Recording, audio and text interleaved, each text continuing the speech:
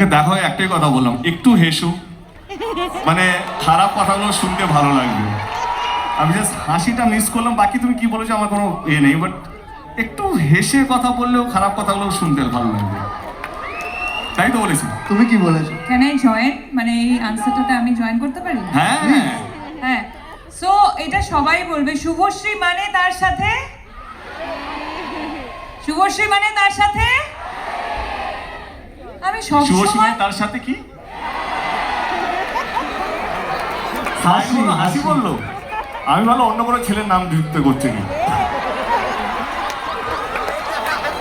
আরে না আমি স্পিডে কেমন यार, হ্যাঁ, so আরে 10 বছর এখন দেখ পাল্টাইনি।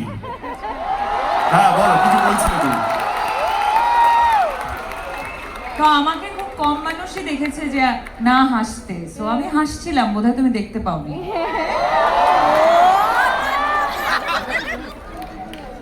তুমি কি এতটা সিরিয়াস হয়ে খেলবে? না, আর আমি কি জিজ্ঞেস করলাম? হ্যাঁ মানে আমার মানে যে আমি- প্রশ্নগুলো সেটা তোমাদের দুজনের জন্যই কিন্তু। হ্যাঁ, ও ওকে, সো আমি জিজ্ঞেস করলাম আমার সাথে ফ্রেন্ডশিপ করবে?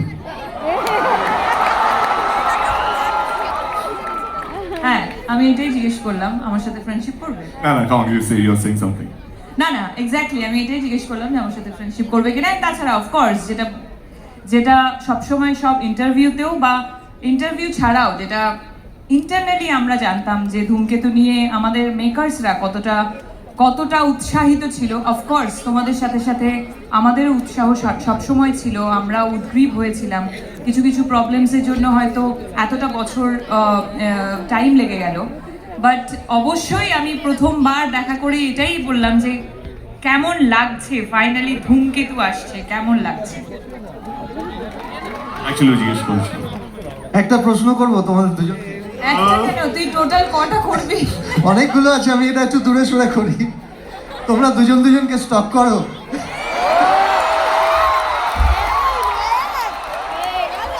ভাই প্রশ্ন শুধু শুনবি এনেছি আমি। আমরা দুজনকে স্টপ করি কিনা? তোমরা দুজনকে স্টপ করো।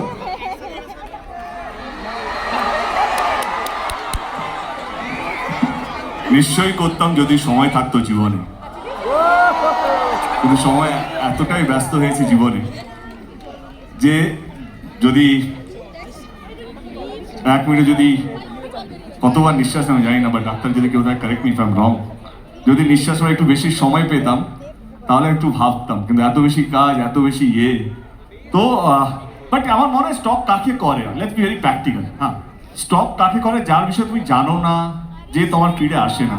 ও এত বড় স্টার হয়ে গেছে, না চাইলেও আমার ফিডে থাকে ও।